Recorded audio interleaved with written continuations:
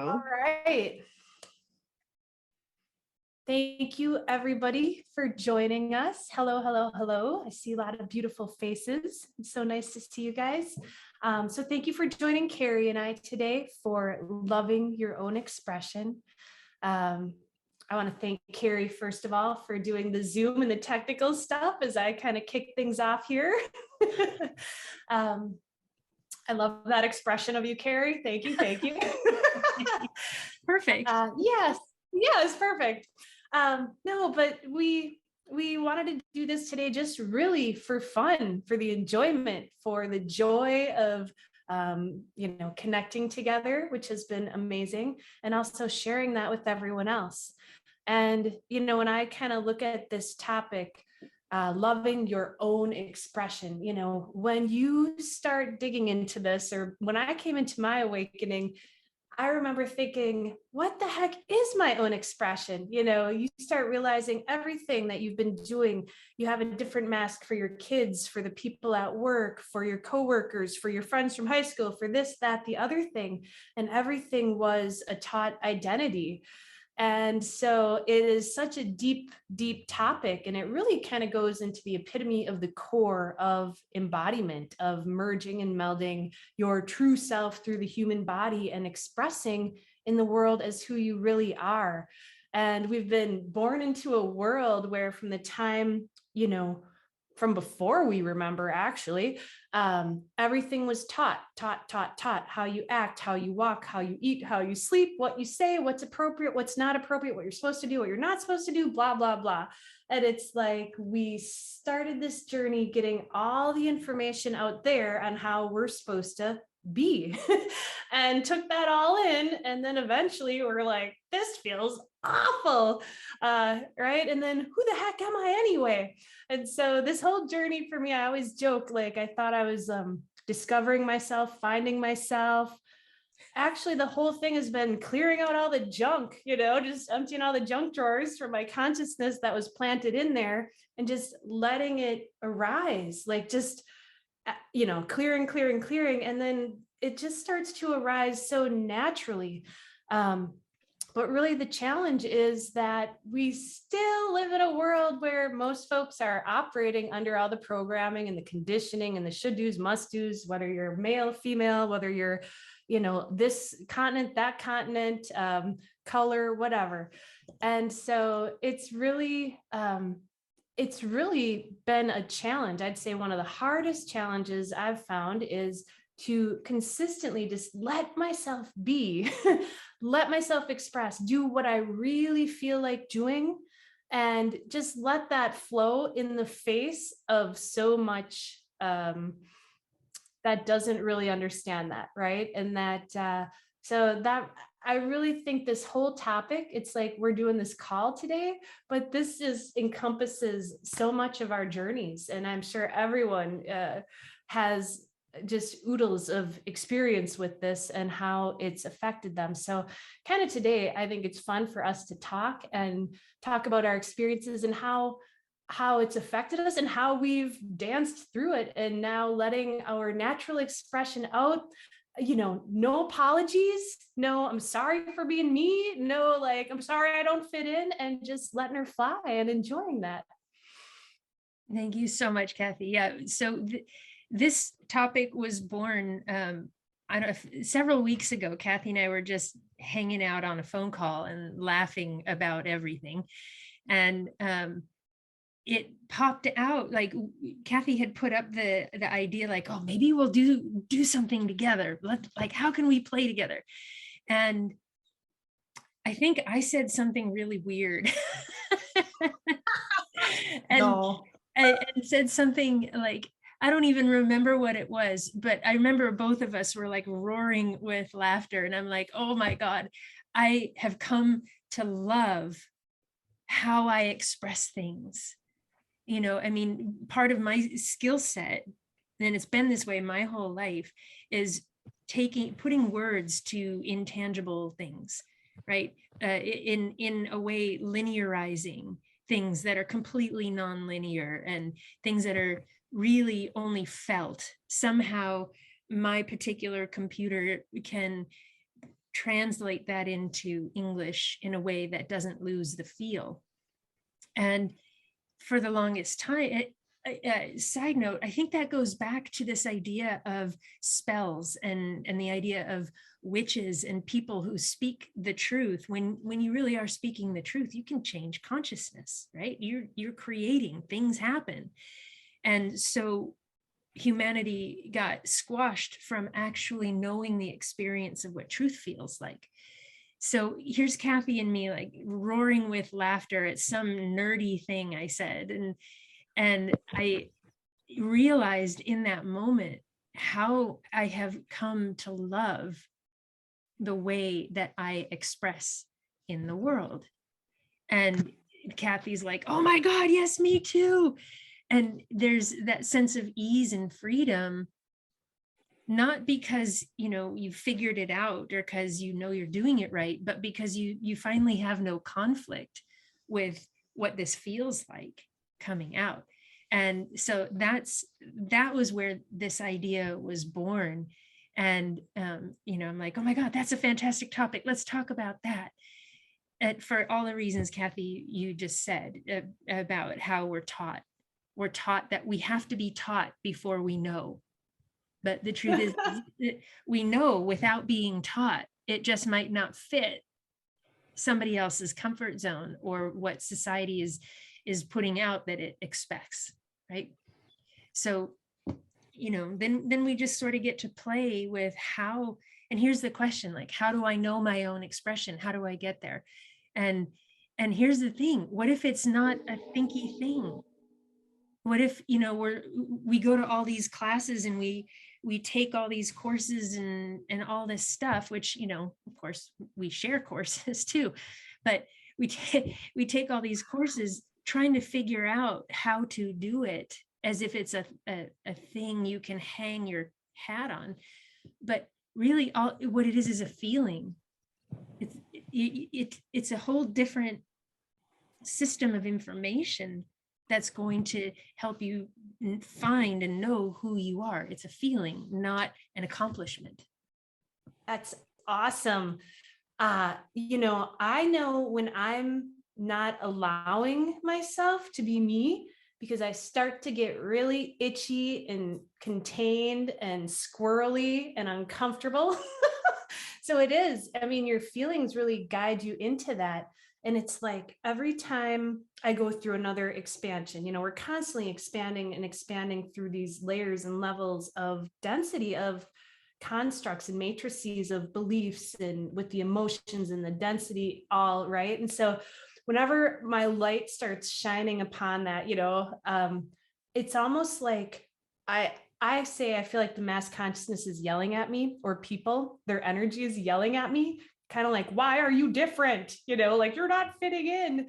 And there's like a sort of like a decision point I've noticed where when I feel this, the old tendency was always to shrink, to hide, to pull in, to withdraw, to get quiet, to like try to fit in, and act the way everyone else is acting and follow the, whatever the patterns or programs or whatever it is. And like, I've gotten so much more astute with that now. Like as soon as I feel it, I'm like, whoa, what's happening?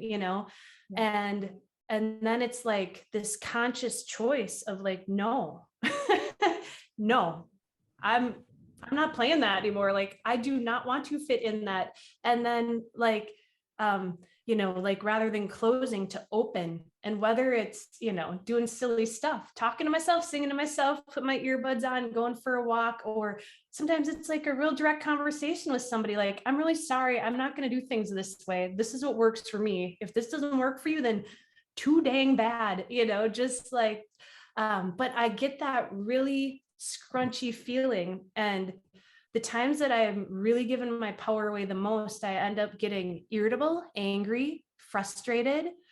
And then that kind of spirals into like a victim mentality, like, why are they this way? Why people don't understand me, or, stupid society, right? That's a good one. Yeah. Yeah, so it's like a downward spiral, and so it's gotten like very clear when I feel this stuff in my body. I feel like my bodysuit is too tight for my light. It's like, oh, wait a second, where am I giving my power away? And then like, what do I need to do to like just be myself? And like I said, if it's just going in the bathroom and dancing to a song, sometimes it's just like getting that energy back out if it's starting to get all crunchy again. And then, of course, it comes down to really seeing things for what they are. If you're in a place with people, it could just be one person you're with, and you're feeling and seeing and sensing kind of all the emotions, the energies, the beliefs that are sort of being projected at you. And then it's like, all right, am I going to go the easy way? Because it's kind of like that old energy habit to just slide in, for me to be like a chameleon and slide into what they want you to be. Yeah. Or just like take a breath and be like, no, here's what I am doing. So it's just like over and over and over, choosing to honor your feelings. Exactly. Honoring your feelings first and foremost. And then it gets easier and easier and easier, is what I find. Yeah, absolutely, but not always less intense, right? Like it can still be super intense, but the relationship with the intensity gets easier.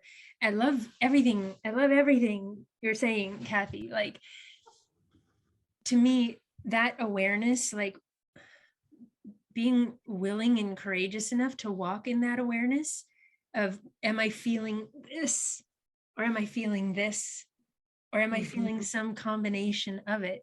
It's what lets me recognize, oh, that's mass consciousness chucking their poopies at me, right? Or or But that's mass, it right? Or feels like that, like flinging. I think I said that recently to someone, or I said it felt it's a bad word, but I said it was when I was talking to Linville, and I said, I was like, what's with this? I'm like, I know it's just that energy, but I said, feels like being bleep slapped. Like, yeah, right? yeah, yeah, absolutely. But see that there's so much of, people lose themselves too in trying to push that experience away or stay protected from it.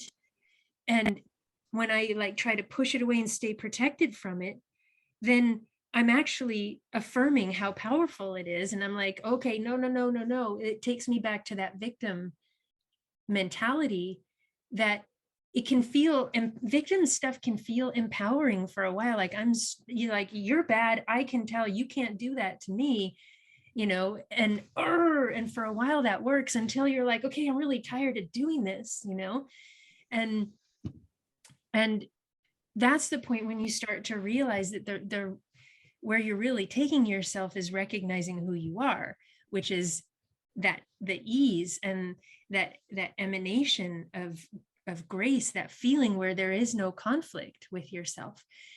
Kathy, something you said too about, oh man, there's 8 million things that want to be said all at the same time. Oh, no, nobody understands me. That has been a huge one for me, to be aware of victim mentality. And when this guy starts sliding into victim mode, or or looking for a place to hide or escape rather than bring more of myself forward, I will notice in my head this repeat loop of, oh my god, you just don't understand, oh my god, you have no idea, right?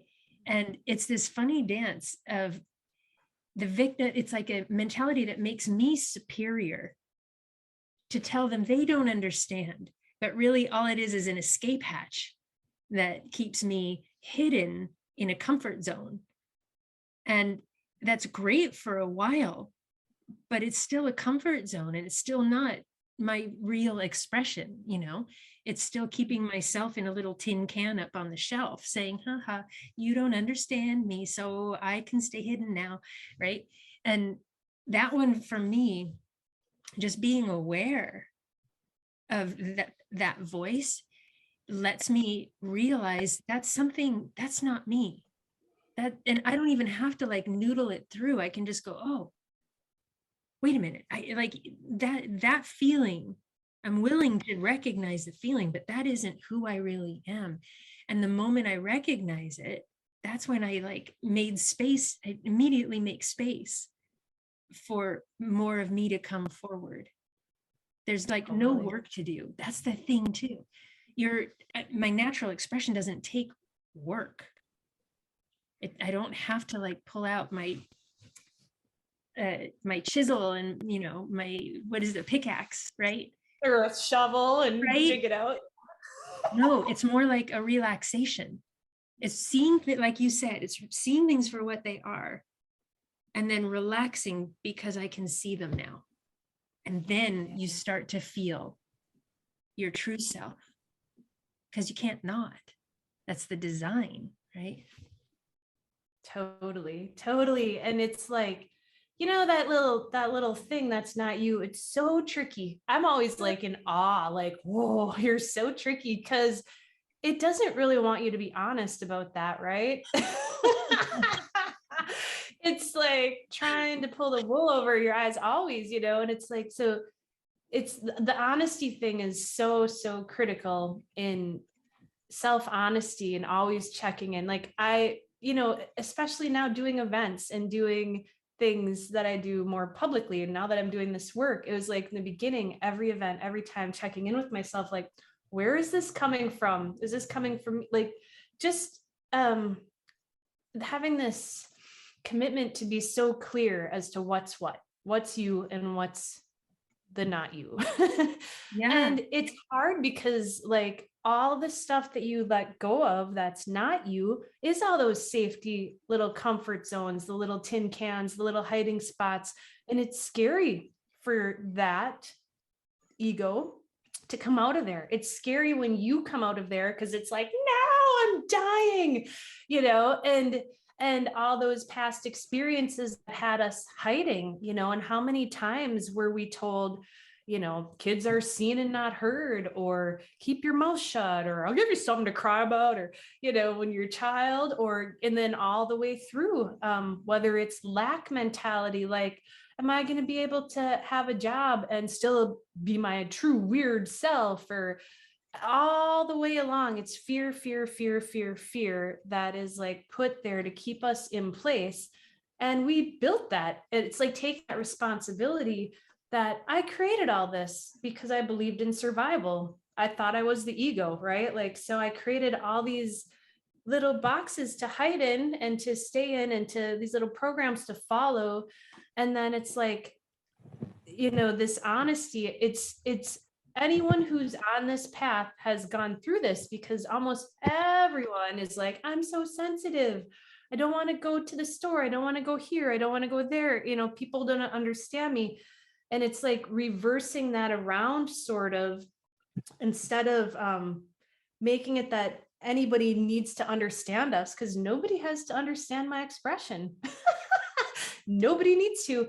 But reversing that to where we recognize that we don't need anybody to understand us. I don't need money from outside of me. I don't need abundance from outside of me. I don't need approval. I don't need, and really it's that disidentification with that, which is not you, which is the body, which is the mind, which is materialism, everything. And really it is stepping into that true knowing, that inner trust, that I am, that eternalness, and it takes a tremendous amount of courage. And it's like that commitment of saying, damn it, I'm going to do it. And there's times where I've sat back, I've wallowed back and forth, flippity floppity. Am I gonna step up and do this? It's like, maybe another month of breathing.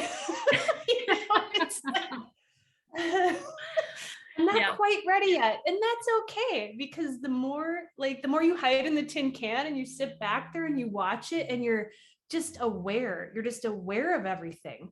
you're staying in that honest, open awareness. You watch it long enough and you go, I can't stand this can anymore, man. I'm going to blow this thing up or I'm going to die. That is what I've come to as well. Like and yes, commitment, courage, and compassion that it like required. And like that's your, like the operating manual, that's your how-to field guide, courage, commitment, and compassion for oneself, right? For one's own expression. What I watched myself come to is, because, Thinky Town, this is a very well-developed thinker. So I had to like get past all of my own thinking patterns, right?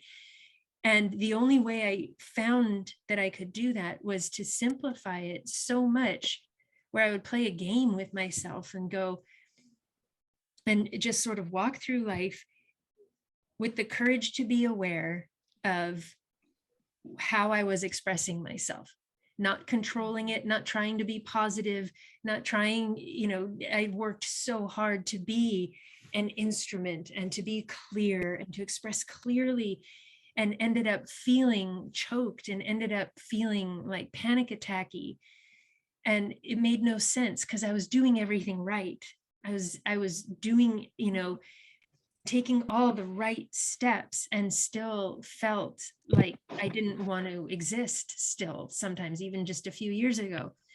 So what I started doing instead is just saying, all right, then I'm not going to play with accomplishing anything. I'm just going to play with how aware can I be of what my expression is, so that I can tell if it's coming from protection and ego or wanting to be better than, or I can tell if it feels like this amazingly orgasmic, wildly open, but totally uncontrollable space of my own innate nerdness and freedom, right? Freedom is unfamiliar.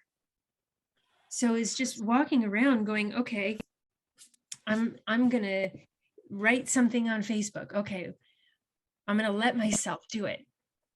And I'm just going to be aware of what it feels like. And that's it. And that's it. Yep. Just like awareness for its own sake opens all the doors, because then I can feel if it feels more true, or if it feels like, oh, you don't understand me, and I'm going to prove that because I'm going to talk higher than you. I'm going to talk over you and what you can understand, so that I look good to myself. Oh man. Twisted, isn't it? It's twisted. It is so twisted. That's why, I watch, there's so many, this is why I love the way William shares in the world, because it's not, he doesn't come from understanding first. Like a lot of teaching and a lot of the things in spirituality land that are shared, 10 steps to your true self and all that's, it's funny, right? And it's a beautiful expression in and of itself. But all of that comes from the mental side first. It asks your mind to understand something totally not understandable, right? Yeah. And it just is telling your mind to build a whole different construct that takes you maybe a little bit closer to our current understanding, our current comfort zone around positivity, spirituality, embodiment, right? So it's all good. It's all stats, right? But when you have the courage to not understand and you just go anyway, that's when you're really coming from feeling, right? That's this thing of, does it feel like me or something else? Like that's kind of the only tool you need. And then feeling, feeling, awareness. Yes. And then that's when your expression really starts getting entertaining. Because, like you're just driving down the road, or you're standing in line at Walmart or whatever it is, and somebody walks past, and if you're willing to be aware, you can feel your body change when that person walks past. 24/7, all day long, right? since we're talking about Will Linville, because we've both worked, that's how we know each other. But I remember one of the mastery programs, whatever, he said, you want to be enlightened, don't think. And I mean, I took that really literally. But, and just feel, don't think, and he said at one point, if you actually sat and didn't think for like a couple months straight, like everything would just collapse. And I mean, I just was like, I'm just going to go with that because I'm lazy and I never liked to think much as it was. So I was like, I was made for this. It's just like this, oh my God, you wake Permission. up and all this, Hooray. yeah, like all this work, all these spiritual courses. And then when I took like the mastery program, I'm like, I'm done. I deleted everything else. I'm like, I just feel and breathe and don't think and sit around all day. I'm like, I've got this. So now let's honor that it's a bazillion% uncomfortable as everything burns off. Yes. Okay. And you go crazy a few times and whatever. But no, so the funny thing I remember though is like, then for years and years and years, I mean, I hardly worked and I just breathed and felt and breathed and felt. And, I make videos, breathe and feel, breathe and feel, breathe and feel. Just, don't go up here and stay down here in your heart, in your body. And if you can just feel that breath 24/7. And, there were tremendous times, like you said, where even a few years ago, I mean, the last couple of years, I'm amazed. I am happy to be on the planet. I'm happy to have a body. It feels good. It's exciting. It's awesome. Life is just beginning and it's getting better and better and better and better. And that orgasmic freedom that you said about getting to be yourself. And it's almost like kind of sometimes I want to be like, nah, nah, nah, nah, nah, nah, like nobody can control me, because it's like so new. I'm almost 50 years old. And for the first time in my life, I'm just so excited for every birthday to be alive, and so it's just so beautiful. But those times of breathing and feeling the intensity, the burning is so crazy at times. I mean, you want to turn inside out, upside down. Staying present and staying aware and staying feeling can feel just nutty, right? And there's times, so whatever, you get up, you go for a walk, you go for a drive, you go have a glass of wine or whatever you need to do. And whatever, the compassion, right? And there's no rush, there's no right, there's no hurry.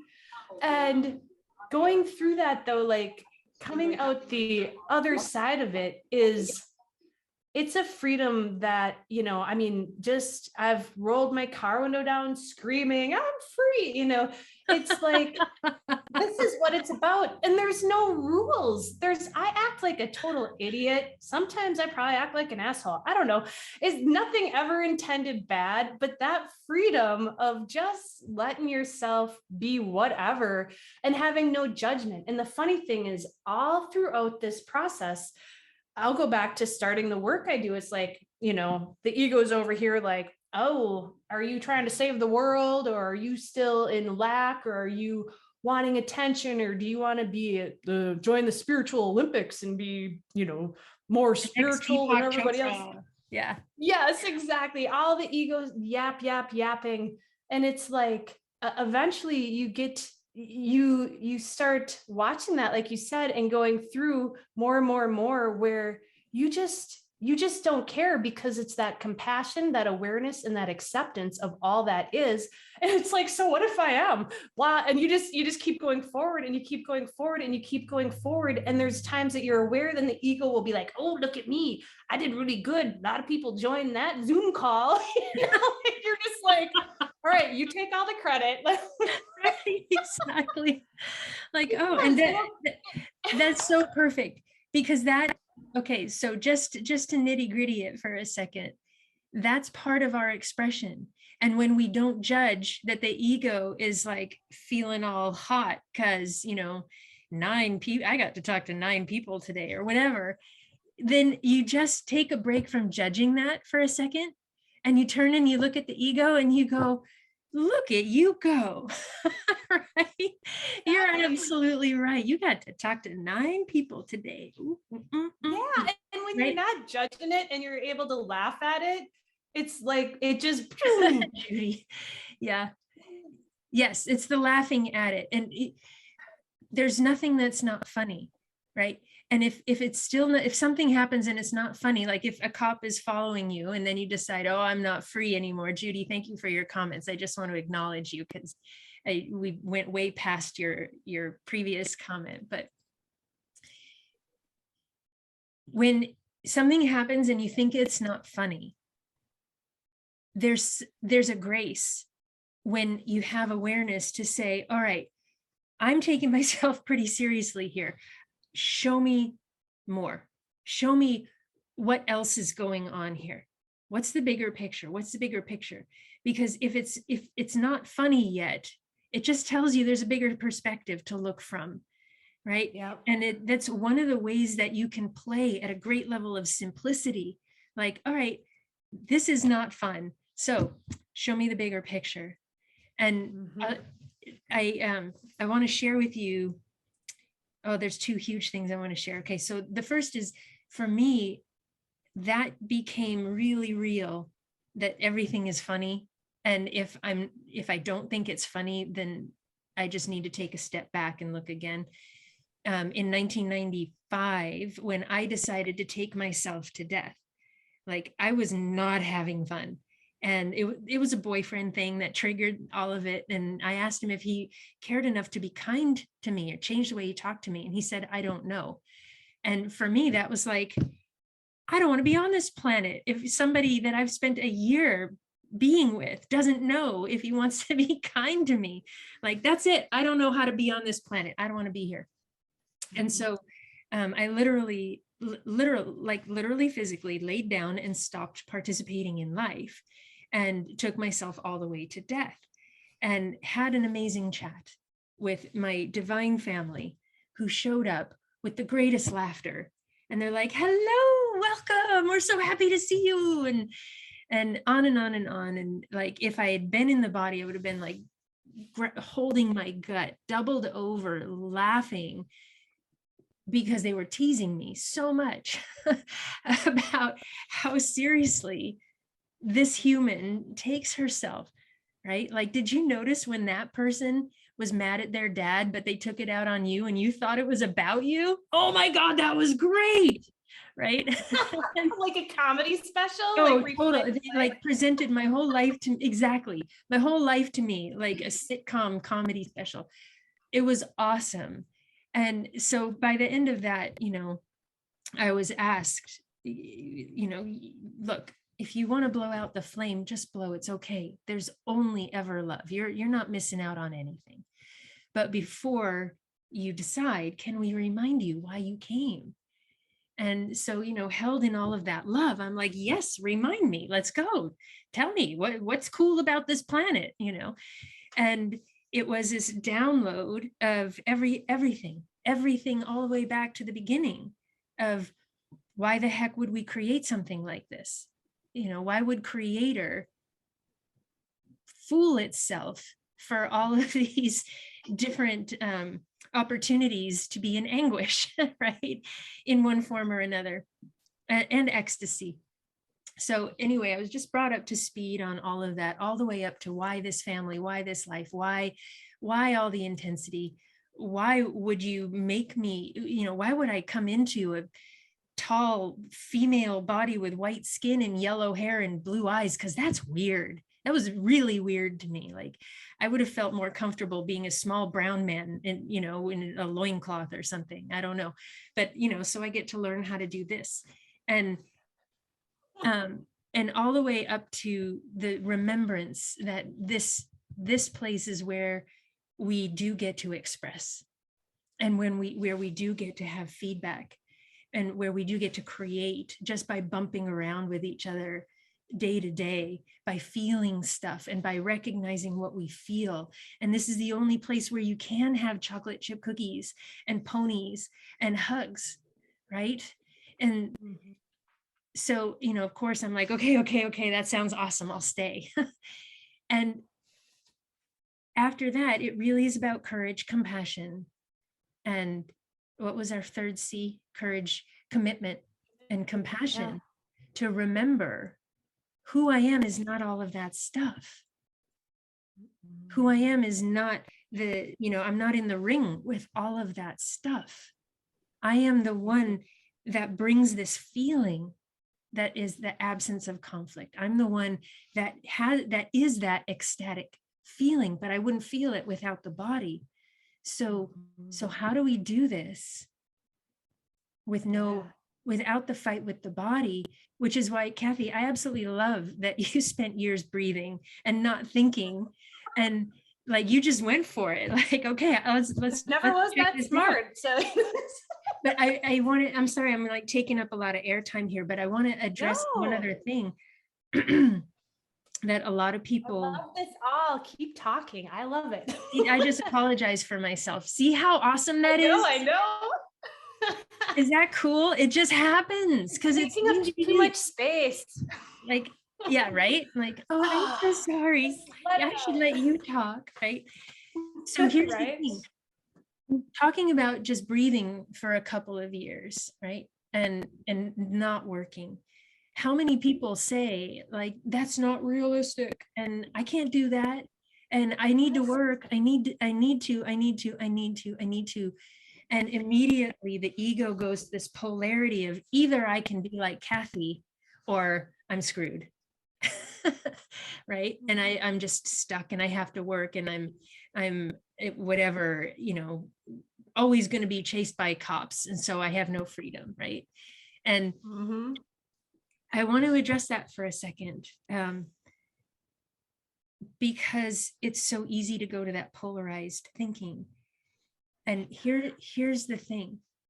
The way to create change on this planet isn't to accomplish the end goal that you can see. Like, if I only ever breathed all day long, then I would be in bliss. The point is not to then downshift and take a machete to the outside world until I'm in bliss, right? Being aware that that's a possibility, you let that be your nourishment. Like, aware, again, it's awareness, not accomplishment. I'm aware that my presence is the place of freedom. So rather than try to accomplish it, I'm going to just acknowledge where it's already in action, where I can already feel it. And then I'm going to go to work, because that is how the physical world is set up right now. And for those of us that are super sensitive and super creative, right? And we know, our hearts know what it is to be unhindered. Our hearts know what purity is, and that this world is set up to be against purity, right? Those of us that feel so much and it's so intense that we want to hide in our tin cans. Say yes to everything. Say yes to how hard it is. And then show up anyway. Say yes to how intense it is. And then if you're on the calendar to go to work that day, then you show up and you just keep saying yes to how it feels. Because the point is not to retreat from life. The point is to bring the retreat right into the middle of life. And so that your very breathing, you're breathing, therefore you're on a retreat. Yep. And you feel it. You know it because you feel it, not because the outside world changes with one thought. It ends up that's how it works anyway. But the way to arrive at your innate power to adjust the outside world and adjust your expression comes from acknowledging where it's already happening. Does that make sense? Absolutely. Yes. And, the thing I'll add is like, yes, so you bring this with you everywhere. I always talk about your breathing and feeling as you drive, as you shop, that's why I kind of like sometimes my music, I'm always in my body, in my breath, in my feeling, in my senses. And yes, when somebody walks by you and they look at you a certain way, you feel the little charges in your body, and you breathe and they dissolve, and everything dissolves in the light of your awareness. with the one caveat, and that is as long as you are not judging anything. So it's like the whole key to all this, the compassion, you could say, is the absence of judgment. So as you go throughout your day to work, I always say, like, my breathing, all those, when I stopped breathing for a long time was when I had my near-death experience, the spontaneous Kundalini full awakening, whatever. And I left the body and went through to pure source consciousness and then came back through. And I know myself, my truest self, the way I know it is I am nothing. I am nothing. I don't exist. Kathy doesn't exist, right? Okay, so I am awareness, but nothing of form. And so in that nothingness, it's like I can be everything or anything. I can act like a dude. I can act like a chick. I can be high energy, low energy. I can be perky. I can be grumpy. I can be fierce. I can be soft. It's in this total absence of judgment of what anything should be. As nothing, you can be everything. And so as we're breathing throughout our day, like, I like to joke, I go to my nothing place all the time. I take breaks throughout my day, probably every day. Sometimes when the energies are intense, it might be 3 times a day. I go lay down, close my eyes, poof, I just go into that nothingness place of going below, a rising above thought, I guess, not below, but where you're in theta and then there's nothing. And it's a beautiful thing. The funny thing is, in that, when we're breathing and when we're in that place and when we're in that space and we're not thinking and we're not judging, it's like, I push the limit on this stuff, and I will I will do nothing for a long period of time, maybe days in a row, until this passion arises. And all of a sudden, like I was sharing this morning, I felt like cleaning my whole house, zoom, zoom, zoom. But it wasn't because I'm supposed to, because I got to, all this, it's like, there's such a subtle discernment, and it grows and grows and grows between that feeling of push from the ego. We're feeling pushed to do something, like, I should call this person, I should do this job, I should go to work. I'll use the work example you mentioned. When I would go to work over the last many years, I haven't had to work much. Creation keeps realigning to give me a lot of time to be in my nothing place. And I've worked these little funky, cool, odd jobs that I just feel it and I know it and I say yes and I go, because I can be anything. But I always joked I'd leave Kathy at home, and I would in the morning, I'd breathe a bit, get real clear, and I'd just be like, all right, that construct called Kathy, she can stay home. Then I can have a lot of fun at work and and just show up. Right? Yeah. And Yeah. show up and just be this awareness, and just, I am here. Yes. I am. And of course, if you want to add something to it, because my mind at times, it's like, I need a little more. I am love. Okay, if you're going to be something, be love and compassion, right? Yeah. If you need a little more. And it's like, but this, when you're in that space, then, I'd be at work, just breathing, feeling, watching the thoughts go. The expression arises from you. Things just arise and, like, want to be said, want to be expressed, or you just feel like doing something. And so it goes from that very subtle difference to this passion, as we expand more and our presence really expands through the body more. It's like it's turning now into more of a river than where it was a trickle, right? And we're trying to watch and feel and discern all that subtlety. And the nice thing is, it goes from like a snowball rolling downhill to an avalanche. And with nothing to control, with nothing to control. Yes. Yep. Yes. And I love it. Like, being nothing, it doesn't mean things don't get done. It means things get done from your essence rather than your ego. Mm-hmm. That's what I hear you talking about. Oh yeah. It arises. It's and that's where I said too, like, when I am, because it's a constant commitment to discernment, right? Yes. And when especially, like I live alone 50% of the time. My daughter's here every other week. So I've got all this space, which is super easy. But then when we're in situations at work with other people with egos, how do you live in a world with egos, right? That's like where your discernment comes from. Because it's like, I know I can just be me here, but then when you get around other people, it's like that energy push pull is such a trick. It's so tricky. And that is where that ability to be nothing, it's like I've found in the cases when and it's going to be different for everyone, but when I'm giving my power away, it's like the last several years, it's so clear, I will get pissed off. I will just, all of a sudden I'll be like, raw, and then I'm like, whoa, where am I giving my power away? Like I want to kick somebody's ass. And usually it's a conversation of me going, hey, I really love you and I want to get along great. And here's what is not working for me. And so this, so it is not fluffy being this nothingness. It is a passionate, powerful love of self-honoring, self-trust, and you no longer question yourself. And when something needs to be said or addressed, boom, there's no dilly-dallying around. It's like,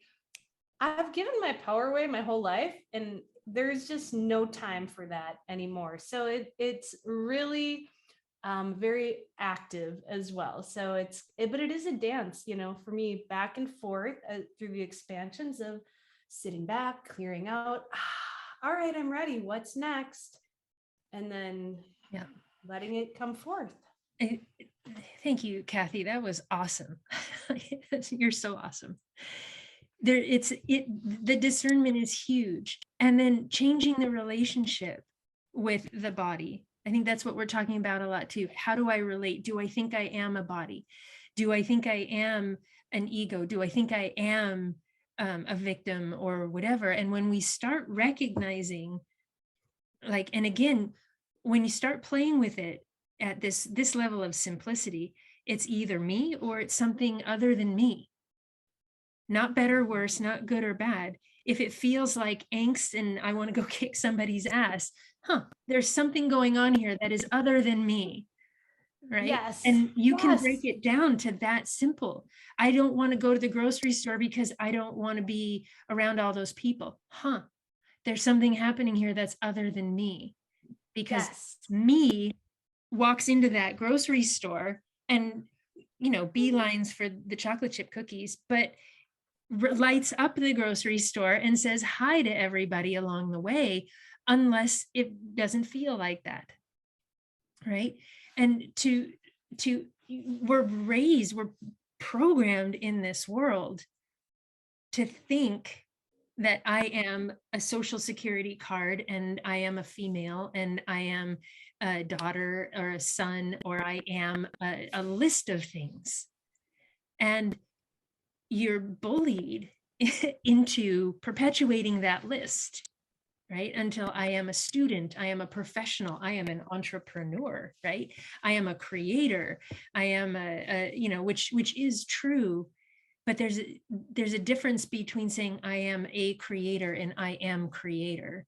It does get nuanced and it does get subtle, and you discover, the more you let yourself express with this discernment of it feels like me or it feels like something other than me, that's where you can really start discerning, what am I saying about myself?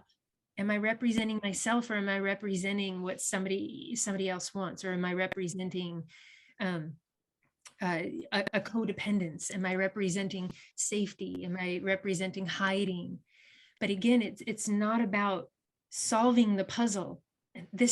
It's so hard for minds to get this. When you stop trying to solve the puzzles, everything resolves itself, and then your true expression arises. But your part is to see the puzzle for what it is, to see, like, what's really going on here. What are the emotions? What are the constructs? What are the expectations? Where's the judgment? And then you see it and you let it hang right there and do nothing but breathe and welcome yourself in. Feel what else is there. I can see the conflicts. Now I'm going to feel what else is there. and breathe and let it happen. And then you literally watch it start resolving itself, and you feel all the charges go away. And then literally in the next breath, you can show up differently, like Kathy's saying, and just go, well, that's actually not working for me. And I'll give you an example. I love this. I love it. Okay. I love everything you just said. I'm like, yes, yes, yes. With my dad, several years ago, my dad had, bless my dad, he's such a blessing in my life. And several years ago, I realized that his sense of humor and some of the ways he expresses his humor, which to him is like his culture, it's what's funny for him, it's just not okay for me. And I just don't want to weather that anymore, because it takes me, just whatever the dynamic is, when that comes into my world, then I'm not available. I'm not available for that in my world. So I had to look at it, and everything we're talking about, I by looking at it, I was feeling, if I say this, does it feel like it's coming from my purity or something else? Mm-hmm. Well, what's true for me? Do I want my dad out of my life? I could just shut the garage door and boom, never see the guy again. No, that doesn't feel like the love that I am. Well, I could tell him, you're a bleepity bleep dude, and you suck. No, that feels like something other than me, right? How what do I say that expresses me? What's my real expression that includes space for the love in that relationship? It wasn't really about creating space for that dude and his sense of humor and his way of being. It was, how do I create space for the love inherent in this connection? So what I ended up saying to him, and it took me maybe 2 or 3 weeks of playing, feeling, experimenting with myself. How can I express myself so that I can feel my own essence moving through my own vocal cords? Creating space for the love inherent in this connection. And what that ended up sounding like was asking him for a conversation and saying something very close to this. I said, look, I know you love your sense of humor, and I'm not going to get in the way of that. I know it's your culture, and that's what's funny for you, and I totally get that. But what I do need to tell you is that when you bring that sense of humor and that approach to humor, when you bring that into my world, you're choosing a very distant relationship with me. And I need you to know that. And then I just said nothing. I left that horrifically uncomfortable open space. And I just let it be there, and I came back to my own heart. And his response in that moment was, okay, I can see why you'd say that. And I could just cry right now, because it was something that had never happened before.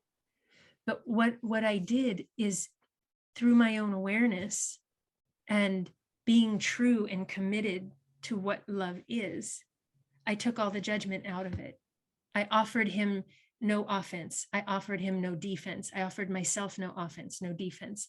And the whole point of it was loving my expression and then sharing it, knowing it's going to land however it lands. Like, if he were to blow up and say, oh, Carrie, you're too sensitive, Carrie. You don't understand, Carrie. Like, come on, Carrie, right? Like, if I had like a nickel for every time I heard my name said that way, man, we'd all be going to Hawaii. But but it wasn't even about getting anything from him. It was setting him free by loving my expression and then sharing it with him, right? Yeah. So this whole thing about, just breathing and being nothing, all it means that it's nothing according to an ego that could grasp onto something and say, well, I'm powerful, so I'm going to show you my power. It's it's being the kind of nothing that harmonizes with creation. And then you literally get to watch creation swirling in front of you. It literally becomes your experience. You watch it all happen with your eyeballs, right? With all your senses. But that happens because I honor and I have the courage and the commitment, right? And the compassion to explore what it feels like when I make that my priority. Well, and I love that it takes, back to the courage, it takes a lot of courage to move from the egoic. I was a fighter. I mean, I was a runaway when I was 14. I was fighting literally when I was a kid, And so, I mean, it takes a lot of courage to shift to love and compassion and address things from that space, because it feels vulnerable, scary. You have to accept that it may be received well, it may not. But like you said, you're doing it for you. You're setting yourself free by being love, and for those who are more, have more combustible emotional energy, more angst, more anger. My first real conversation with my dad went like the first way, like bleep, bleep, bleep. Oh yeah, bleep, bleep, and bleepity bleep. And that was that. And you know what? That was okay too, because if when we're so filled with emotion, or if you're so shut down, you don't even know how to talk back. You don't know how to like, oh, you're not allowed to say that. I think our dads were like brothers based on what we've talked about. And it's just, so you've never ever challenged them or questioned them. And so the first time I went to honor myself and my expression, it was like, just to get it out. And I'm shaking, you're shaking and sweating and you're almost crying, and you hang up the phone and your body's shaking all this fear out. So it's okay if it starts that way, and we just have compassion for ourselves and keep coming back to the point where then we can say, yeah, you know what? I love you and I want a relationship with you. And I understand that you do this, but just this doesn't work for me. And sometimes it's it does hang there, and like you got an awesome response, but I've had situations where it didn't go over so well for 3 months, 6, like the other person was sort of just like, no warm fuzzy, right? And you're just like, okay, I just dropped that bomb, I'm gonna let that stinker do its work. And but it's a love bomb, and it seeps in, and then 6 months later, a year later, everything just because it's planting seeds. And when you're coming at it and you're not blaming anyone, you're taking responsibility. It's totally a different game. Yeah, it's an entirely different universe when you're not blaming anyone. And part of the absence of judgment is not judging the outcome, right? Like me saying that to my dad, what I had already given it all over, like wherever this goes, I know I honored what feels like me, because me is and you gave him space for his heart to open, because you weren't like, do it my way, do it. That energy of forcefulness wasn't there. So right. And what you just said too about when it doesn't even have to be like when you're first exploring all this, like the whole way through all of this, your expression is going to change and be weird. And like you said, when you first start feeling and expressing, it can come out like rage, it can come out like anger. When again, this is the awareness and the compassion, when that you're speaking up because you're just not willing to live in a tin can anymore, then you can just give yourself a free pass. Like, okay, I know I need to express this and I'm so afraid I can't control it. Blah. Okay, I get a Yes. free pass because I know Yep. why I was doing what I was doing. Your intent. I remember years ago, I would go back all the time trying to traverse all these tricky things because then, when the time comes, all of a sudden you're rewriting every relationship, and some of Everything. them are going to leave and some are going to be closer than ever. And they either usually go one way or another. And it's like, it was so tricky. And like you did, I would sit maybe for a week or two and I would practice it with myself, maybe even in the mirror, and just keep until it felt good, felt clear, felt beautiful, felt like love. So I And love that. We both did that.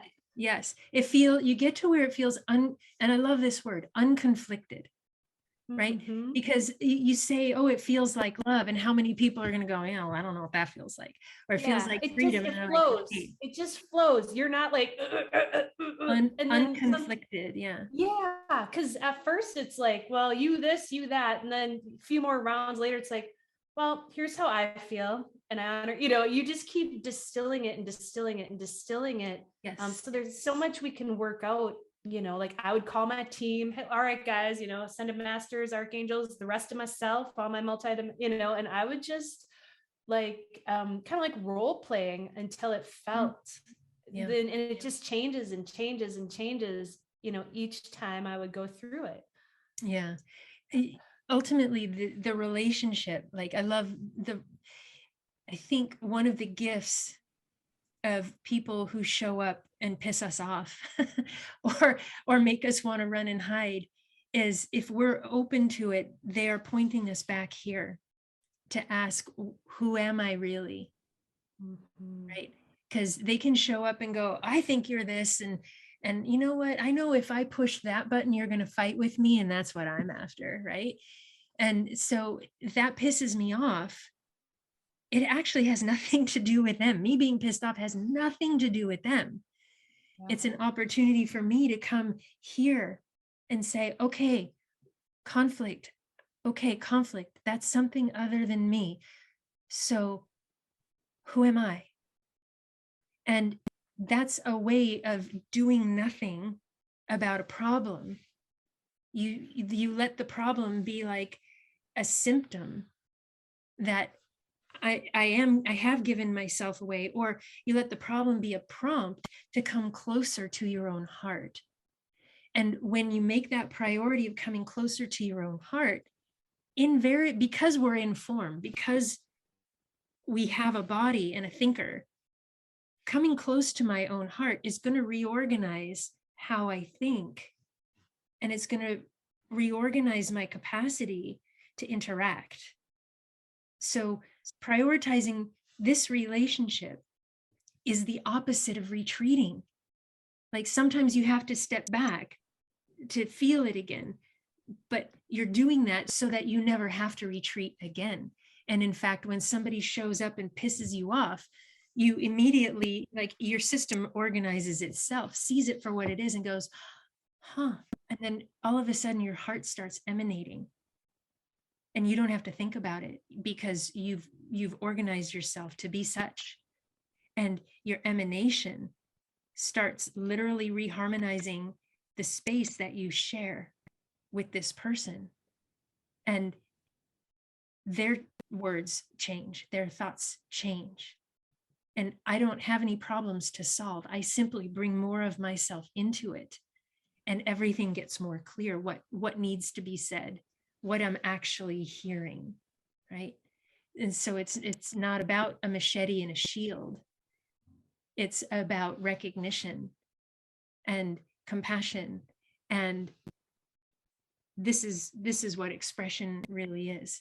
And a lot of this, some of you know, but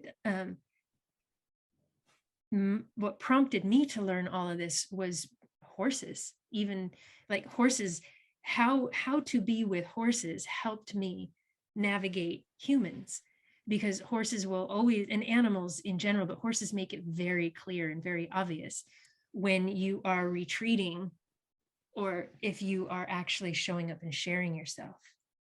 And it doesn't have to be this big powerful thing. Horses, just like birds in a murmuration, right? Horses will move when they feel movement compliments. They're not deciding per se. And so when I show up and I let myself relax into this feeling, horses would be like, all right, good, what are we doing? And I can watch horses, if they say, oh, dude, no, I'm not down with your idea. That gave me as a little kid a reflection to know, okay, I just abandoned myself. And the horses let me know. So it took a few decades to be able to translate that into human town, right? But it functions exactly the same way, right? When I abandon myself, when this relationship takes a second, third, fourth, or eighth chair, that's when it feels like the outside world is throwing their poopies at me.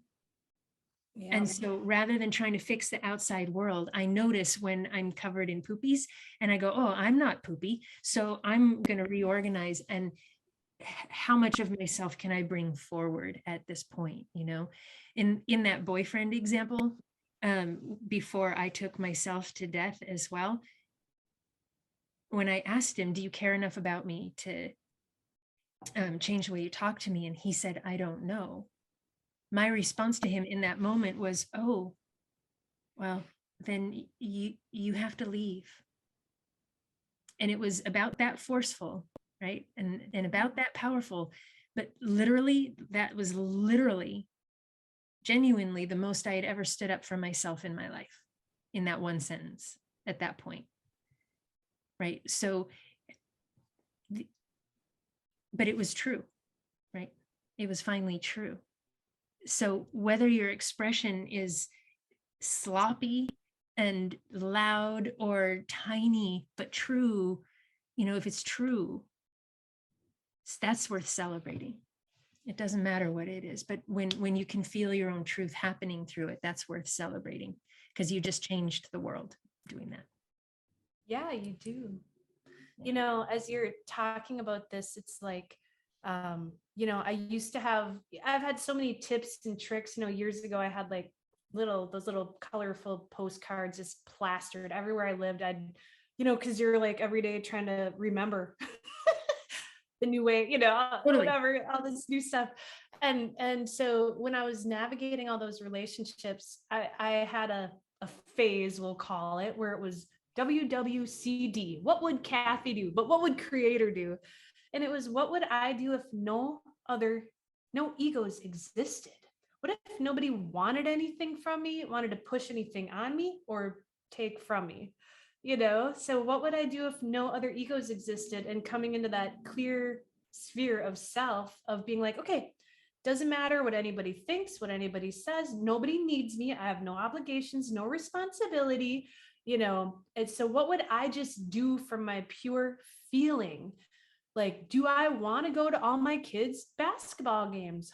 You know what? I think the weeks that she's at her dad's house, he can go. I don't have to go to every game. That's a human created responsibility. One parent there is more than enough. Nobody's going to die. You know, all these little things. And it reminds me of the 10 commandments, like, thou shalt not put any God in front of God, right? No false gods.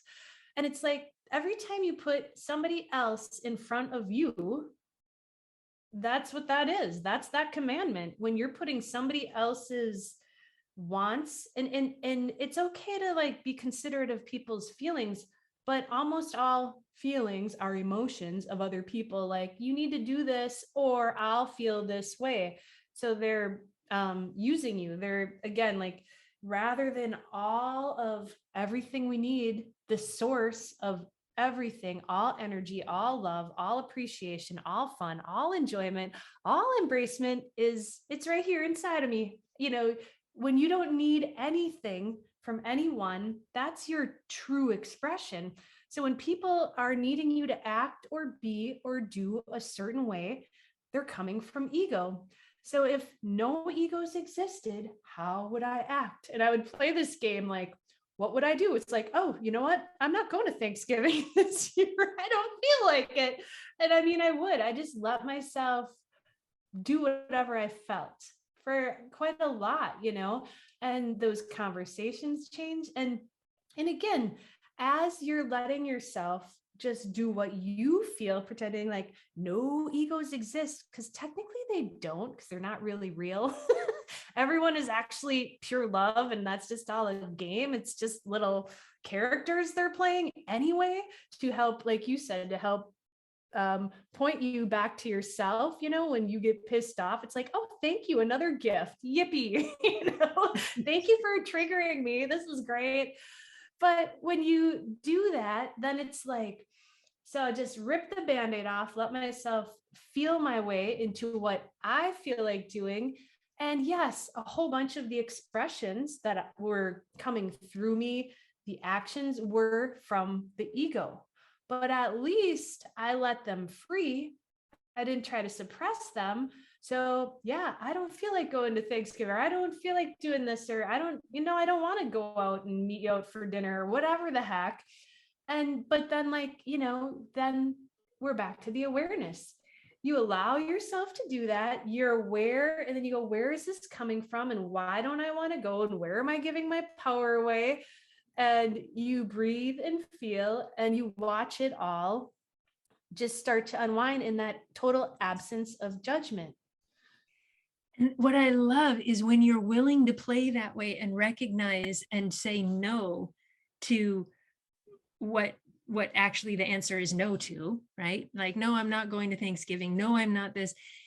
A lot of people, I know, I'm saying this because I've heard it and I can hear it in people's minds right now, is, well, am I just going to say no to everything, and then I'm not ever going to go to anything, and I'm never going to participate? Here's the thing. It's not about an absolute. It's about being aware of when the answer is no, I'm available for that. And I have the courage to align my actions with a true no. But here's the thing. It also leads to recognizing where you say yes, because the answer is yes. Like, I went to spend Christmas, again, I have a lot of stories about my relationship with my parents, because it has been the greatest catalyst in my life, right? In Christmas, this last Christmas, one day in, like, I don't know, July or something, I'm like, I'm going to go spend Christmas with my parents. And it was absent, yeah, no obligation. There was zero obligation. I needed nothing from them. I didn't even need them to want something from me. Need is a tricky thing. We could talk. I'm the one who calls now. I'm the one who calls my family now, because I want to talk to them, because I get to just be myself with them. Exactly. It's so fun now. And so it's like the mind goes to extremes. Like, if I'm going to be myself, that means I'm going to be saying F you to so many people and nobody's ever going to like me.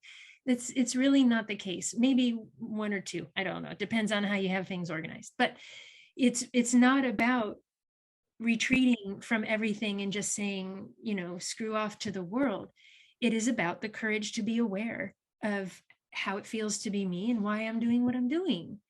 And sometimes, and actually for a while, you're going to recognize, oh, that's a no. Oh, I've been doing that only for obligation. Oh my gosh, I can't get out of that yet, but now I can see why I've been doing it, so I can start creating something else. But with the courage to see these things, you also then find the courage to what you want to say yes to. Mm-hmm. And when the answer is yes, I want to paint. Yes, I want to go on a road trip. Yes, I want to go tell that person how I feel. Yes, I want to invite that person into my world. So it's not about creating an extreme of, I'm so powerful to say no. It's about claiming your true power to have clear vision, so you can recognize why you're doing what you're doing. And when the answer is no, I can speak that, because that'll feel true. And when the answer is yes, or maybe, or I don't know, it feels true. And that's when, like, you start feeling it, like, oh my God, I was just totally honest, and I honored myself. Oh, and then your little 6-year-old is like, yes, I'm still here. Finally, an adult. Yeah. Yes. Oh my God. Yeah, you become the parent, you become Yeah, you become the parent, the everything for yourself that you know, that you need to be. Yeah. And I love what you said before about like not, you know, you don't have to quit your job, you don't have to say no, you don't you can just keep living your life, and there's no big rush, there's no big hurry, you know, because the mind will be like, oh no. I remember when I first started awakening, everybody was talking about all this metaphysical stuff. I wasn't spiritual, I wasn't religious, I thought it was all bull crap. And so I thought, I'm so far behind, you know, I'm never gonna make it, you know. So you don't, there's no big rush, there's no, No. and every day in your life, everything you need already exists, because everything already created is right there serving you every step of the way, every breath, every feeling in your body. And, you know, I'll use the example of a year and a half or 2 years ago when I moved home during COVID. I moved back to Wisconsin, and I like couldn't get an apartment or anything. And I ended up getting a full-time job working like 60 hours a week, which was going back to old running a business, old corporate world. And it was like, wow, I felt it. I just felt it. I'm like, this is it. Good. Hey, paid real good money, you know, whatever. And, but it wasn't like the kind of line of work I knew I was going into. But so I jumped in there, and all day, every day, breathing and feeling, it was like real fast. You start seeing all the old energy dynamics, the control, the power, the greed stuff, the real masculine kind of energy. It was a very kind of masculine type job. And, but you just watch it and breathe in awareness. And you don't need to make any knee-jerk reactions. You don't need to react to the feelings, the knowings. And as you breathe through it, it was like, I knew I was only there for a while, and I'm kind of going, why am I doing this? But, well, you know, it all just served in it always serves on like this big spectrum of things, right? It's not like one thing, it's always so many things, every experience that we're drawn into, and it helps clear things, resolve things. But as I just like stayed in awareness and didn't judge it, you know, because it was a real nutty, like 12-hour days, 6 days a week, people screaming at you, you know, just kind of a real funny situation. I like, that's my own unique expression, you know. I was a general manager in a retail thing during COVID, and we were a what essential business, you know, and we'd have people out the door, rah, rah, rah. And but you know, it was fun for me to breathe through it and feel nothing, no reaction. And so that was part of the beauty. But it's like, if you stay in that awareness without judging, without rushing, without judging yourself, with compassion for yourself, without the mind going, oh, what am I supposed to do, is like, it just, the clarity just opens and opens and opens. And then it's like, you just know when it's time to move on. And when you're staying in that space, in that neutrality, in that awareness, and that compassion again, it is very uncomfortable. There's times where it feels like my body's just going to explode, and I'm breathing and feeling and breathing and feeling, and I'm like this on the outside, but on the inside I'm like, whoa. It's just the energy is so intense at times. You know what I'm talking about. Yes, I You're do. just like, it just is, just Yeah. is what it is. And you don't go there anymore. Oh my goodness, Kathy. Oh my God, we could talk for days and days. I'm aware and sensitive. We've all been hanging out. You guys, thank you so much for hanging out with us for nearly an hour and a half now while we goof off and share and play. We didn't really have like a hard end for our playtime today. So please feel free to stay or pop off as you wish. If you, Kathy, if you, as long as you don't have any objections, I kind of want to open the floor and ask for anybody else's reflection or thoughts, or I don't know, questions or sharing, maybe for another 10, 15 minutes. Sound okay? Yeah, totally. So if Anybody? anyone wants to, you know, Kathy and I can keep cracking ourselves up for a while. So, you know. We could just probably screw off the whole time. Right? All right. Wrap time. I think so. Yeah, thank Yeah. you all. Thank you guys so Thank much you for guys hanging so out. much. This is so cool. And Kathy, beloved Kathy, you are a miracle, and I'm beyond honored to play with you and walk side by side with you and receive your light and amplify it and share it. And thank you so much for being my friend and for being my playmate on the journey. And the same goes for the rest of you as well. I thank you for sharing. Thank you, ladies. Yeah. Thank you. Thank you guys. Yeah, for all for your commitment, because it's all of us together. The more we are all doing this together, it's easier for all of us. It really is kind of all for one, one for all. So it's like sharing this stuff, this expression that Carrie and I get to share, it helps us further integrate, expand, amplify, and everything you share and do helps us. Everything it's just like so synergistic, and so it's such a mutual honoring. And so thank you so much for just being you. Really. You're welcome. Yeah. Take care, everybody. Bye. Bye. Bye, everybody. Thank you. Love you. I love you, Judy. Bye, everyone.